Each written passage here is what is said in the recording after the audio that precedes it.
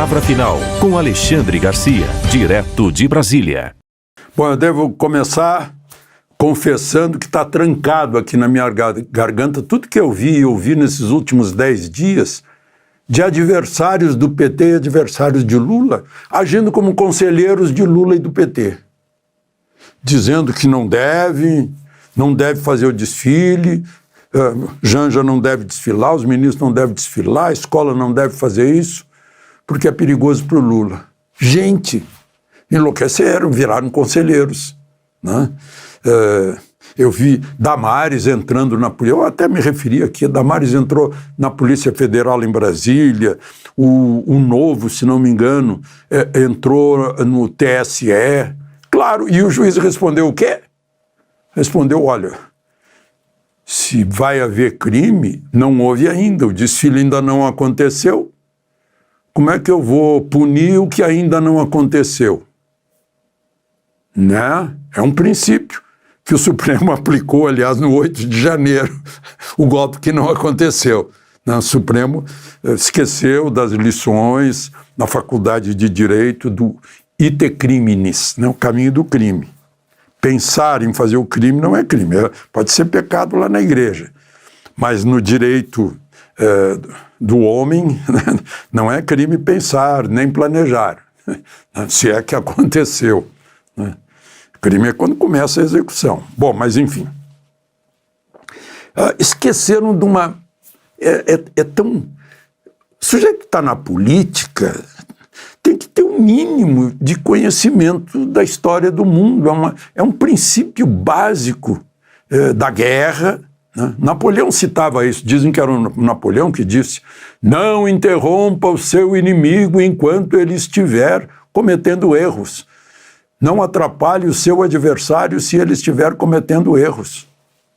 Eu acrescentaria, não impeça o seu adversário de cometer erros. Ao contrário, o estimule. Não é? Meu Deus. Eu fico sem entender como a pessoa não usa neurônios. Desculpem o desabafo, mas eu não consigo ver o mau uso do cérebro. Não consigo aguentar isso. Se a gente tem esse potencial para pensar.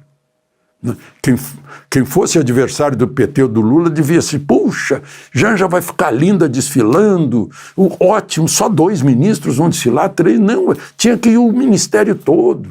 Quem sabe o Lula vai lá para o carro alegórico também, vai ser uma apoteose, que coisa maravilhosa, mostrar a história do PT na Sapucaí e das vitórias de Lula, né? Não, olha, não faço. Acabou que foi muito menor do que poderia ter sido. Os ministros não desfilaram, a Janja não desfilou. Eu não entendo isso. Estou desabafando aqui, porque não é tomar partido, não, é burrice explícita, dói. Bom, então, mesmo assim, né, como Zema disse, eu não vi o desfile. Eu acho que a última vez que eu vi um desfile... Bom, eu vi uma vez em Mangaratiba, na casa do Silvio Caldas, ele me fez ver a noite toda, eu tive que ver, eu nunca tinha visto, eu acho.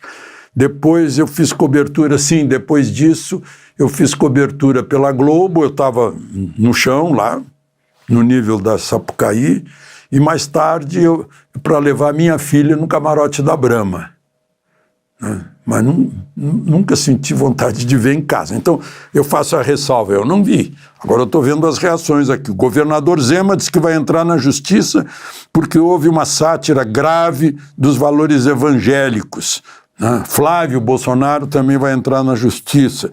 Um tal de neoconservadorismo enlatado, que satirizou valores familiares, valores religiosos, né? Evangélicos de lata, família em conserva, né? Depois eu vejo aqui o Sérgio Moro dizendo que acadêmicos de Niterói financiados com dinheiro público omitiram o mensalão, omitiram o petrolão, não tinha carro alegórico da Odebrecht, não tinha mostrando Atibaia, o sítio de Atibaia, agora não tem o careca do INSS, não tem o Master e suas relações com autoridades, né? E tinha ataque a adversário político. Estava lá o Bozo, o palhaço Bozo, fazendo o papel de Bolsonaro, depois ele aparece na prisão, vestido de presidiário, né? Segundo Sérgio Moro, parece um desfile laudatório ao líder da Coreia do Norte, né? Eu anotei mais coisas aqui, né? O Lula aplaudia, isso vai se juntar à biografia dele. O radialista Paulo Lopes pergunta o que o TSE fará, né? Que disse que isso acontece em ditaduras, que é o culto à personalidade. A gente viu isso muito no tempo do Getúlio Vargas. Eu lembro disso, da ditadura Vargas, né? Bom, agora, gente, por fim, essas imagens eu vi na rede social. O Lula fantasiado dele mesmo.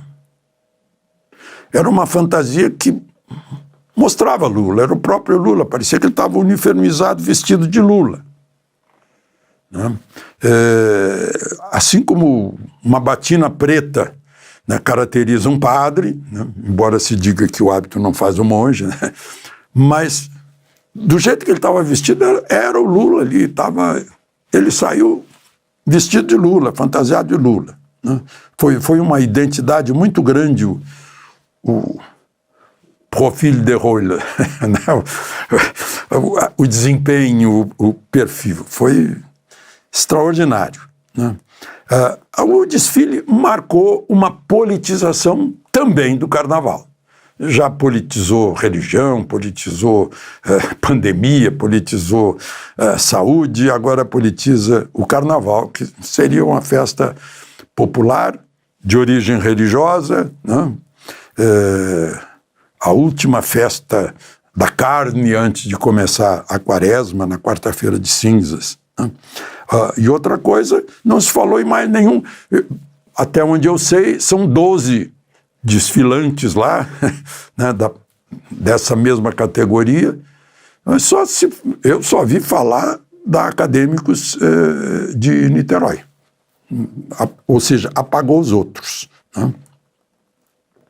Pois é, o governo podia estar mais exposto se não fossem os adversários fajutos, ingênuos, que alertaram o governo. Olha, tome cuidado, senão pode perder a candidatura, né? Muito cuidado. Bom, mudar um pouquinho de assunto, né? STF. STF devia estar feliz com o carnaval, fez a reunião antes do carnaval para ficar um período assim, dando descanso às mentes. O Golbery dizia que no Brasil levam 15 dias para esquecer, o Supremo deve estar apostando nisso. Só que no tempo do Golbery não tinha rede social que não deixa esquecer, né? Eu fico pensando, né? Se o ministro André Mendonça, que é muito correto, e é formado em Direito em Salamanca, Universidade do Miguel de Unamuno, isso é uma credencial. Está agora como relator, mas ele assinou aquela nota dos 10. Eu acho divertido uma nota assinada por 10 ministros da Suprema Corte ser chamada de nota oficial. É um pleonasmo absoluto, né? Tudo que é de governo é oficial. Mas, enfim.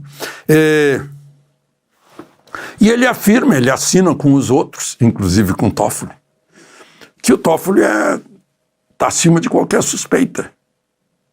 Como é que ele vai aceitar um relatório sobre a atuação de Toffoli como relator do Master, em que até o último dia de relator do Master, André Mendonça considera acima de qualquer suspeita e sem nenhum problema agiu tudo corretamente. Então, as pessoas vão te perguntar, então não tem saída? Tem, está na Constituição. Quem julga ministro do Supremo é o Senado, é o mesmo que legitima ministro do Supremo, que não tem voto, é legitimado pelo Senado. O mesmo que legitima, o mesmo que aprova, reprova. Né? Então, está nas mãos do Senado. Senado que vai arrancar Alcolumbre dessa cadeira, daquela cadeira em que ele está sentado sobre dezenas de pedidos de impeachment. Mas antes disso, tem os achados da Polícia Federal. Achados ao acaso sobre Toffoli, sobre Moraes, porque pegaram os telefones.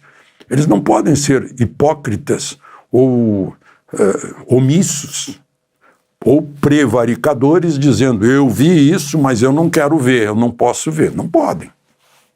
Não pode, a Polícia Federal não pode. Fornece esses achados para uma CPI, que primeiro tem que ser instalada, né? Uma CPI mista tem que ser instalada pelo presidente do Congresso, uma CPI no Senado tem que ser instalada pelo mesmo presidente do Congresso, que é Alcolumbre, que é presidente do Senado também. E aí, com os resultados da CPI, da Comissão Parlamentar de Inquérito, né, aí o óbvio caminho é um julgamento no Senado, como tribunal julgador. É o que eu vejo. De Brasília, Alexandre Garcia.